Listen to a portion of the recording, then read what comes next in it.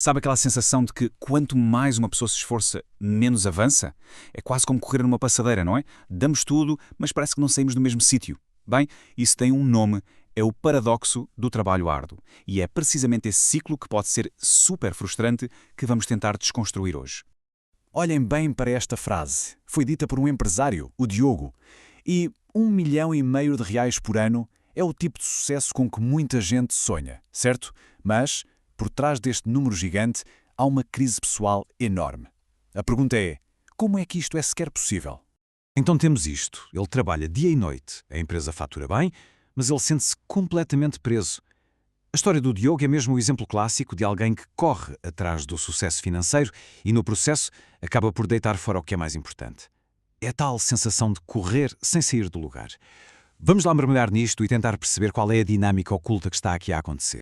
Ok, vamos então começar a nossa análise. A primeira parte é sobre este paradoxo do empresário de sucesso. E antes de irmos ao fundo da questão, ao verdadeiro problema, vamos olhar para a luta do Diogo da forma mais superficial, aquela que parece óbvia à primeira vista, tanto para nós como para ele. E este gráfico, uau, isto mostra na perfeição o tal paradoxo. Reparem, de um lado, a faturação anual, impressionante. Do outro, o rendimento pessoal dele a cair a pique e as horas de trabalho a disparar. A lógica diria que estas coisas deviam andar de mãos dadas, certo? Mais faturação, mais rendimento. Mas não.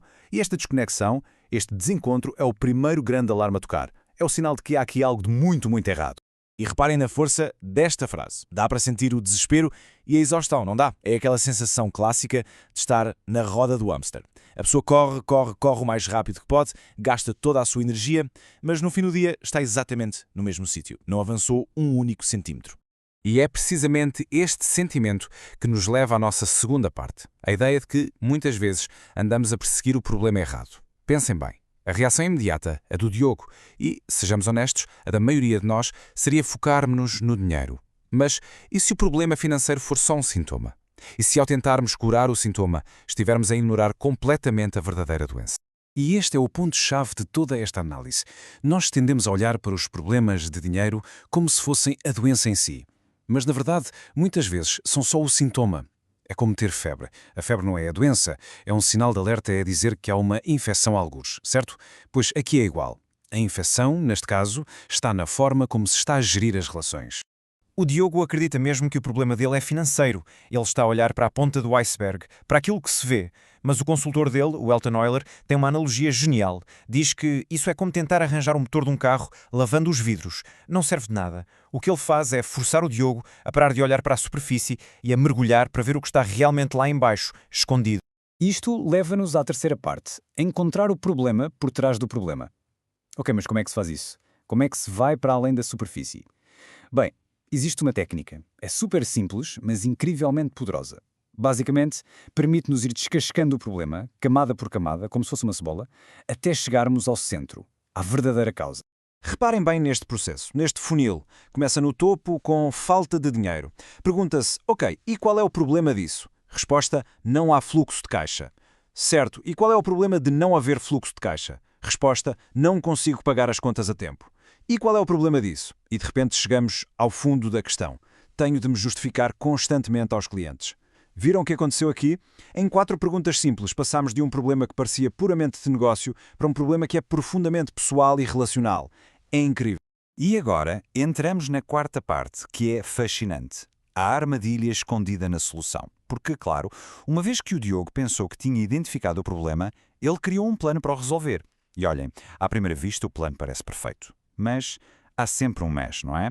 Este plano tinha uma falha fatal.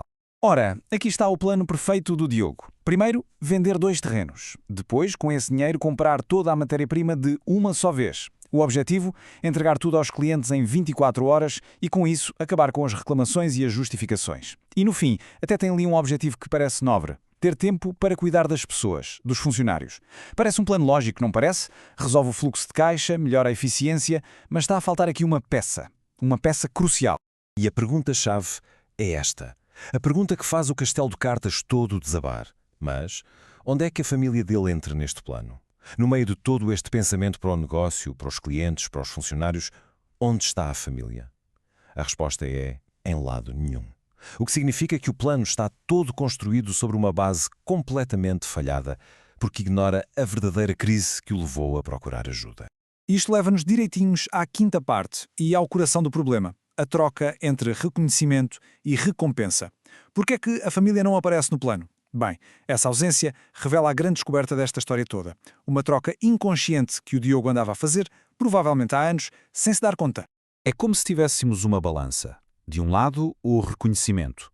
Do outro, a recompensa. O que o Diogo estava a fazer era pôr todo o peso no lado do reconhecimento. Ele tinha uma necessidade de ser visto como o bom líder, o herói que resolve tudo para os funcionários e clientes.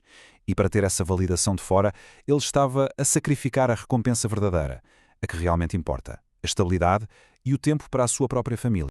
E se ainda houvesse dúvidas, aqui está a prova final. 60 mil reais. Este é o valor que o Diogo estava disposto a perder de caras na venda dos terrenos. E porquê? Só para conseguir executar o plano mais depressa e obter o tal reconhecimento que ele tanto queria. Pensem nisto. Para alguém cujos problemas supostamente era financeiro, estar disposto a deitar fora 60 mil reais é absolutamente chocante. E prova-se sem margem para dúvidas que o problema nunca, mas nunca foi o dinheiro.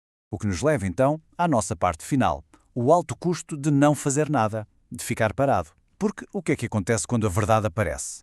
Quando a pessoa finalmente percebe que o problema que andava a tentar resolver não era o verdadeiro problema. Bem, aí a perspectiva muda drasticamente. E esta citação do consultor é um morro no estômago. É brutal, mas é verdade.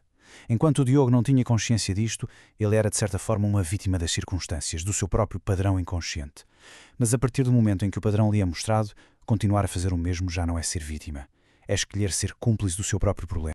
E no fim, a história do Diogo deixa de ser só sobre ele e passa a ser uma espécie de espelho. A análise fecha com esta pergunta que fica a ecoar muito para além deste caso específico. De que problema é que cada um de nós é cúmplice? É uma pergunta desconfortável, eu sei, mas obriga-nos a olhar para dentro, para os padrões da nossa vida que nós até já reconhecemos, mas que, por medo ou por conforto, escolhemos ignorar e não mudar.